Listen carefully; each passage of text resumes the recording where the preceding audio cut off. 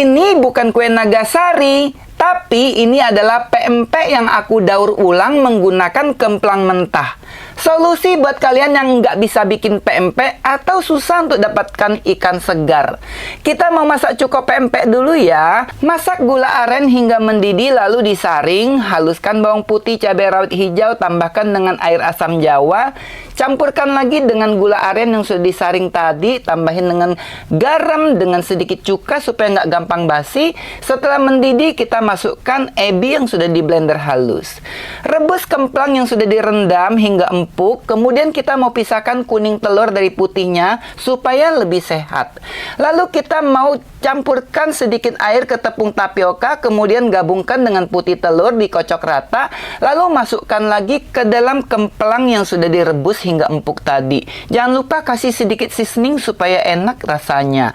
Aduk rata lalu tambahkan dengan daun bawang. Aku pakai bagian putihnya saja karena bagian hijaunya tuh banyak biru-biru. Aku takut aja itu beracun. Kita mau panaskan air, sementara itu kita mau oles wadahnya, susun dengan daun pisang, oles lagi dengan minyak, kemudian susun bahan pempeknya seperti ini, lalu dikukus hingga mateng.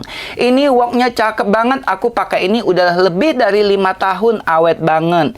Setelah matang satu lapis, kita lapisin lagi dengan kuning telur supaya lebih sehat lagi. Kukus hingga mateng. By the way, ini ring steamernya cakep banget ya. Ini bisa muat banyak, kalau buat ngukus mah cocok banget. Kamu wajib punya.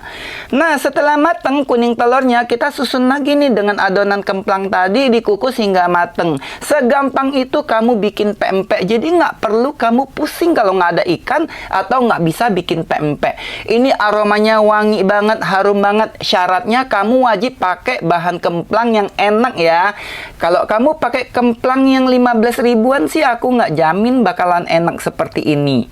Goreng pempeknya. Pempeknya nih dicelupin dulu ke dalam tapioka, lalu dibalurkan lagi dengan kocokan telur seperti ini supaya menghasilkan cita rasa kriuk-kriuk yang enak-enak, garing di luar, lembut di dalam.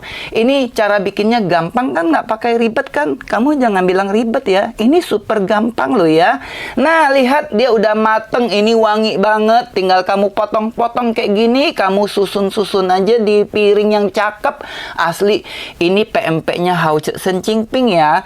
Tergantung lagi sih dari bahan pempek mentahnya atau kemplang mentahnya. Nah, sekarang kamu bisa bikin pempek dengan cara yang gampang. Hauce sencingping, nggak perlu pusing, nggak bisa bikin atau nggak ada ikan.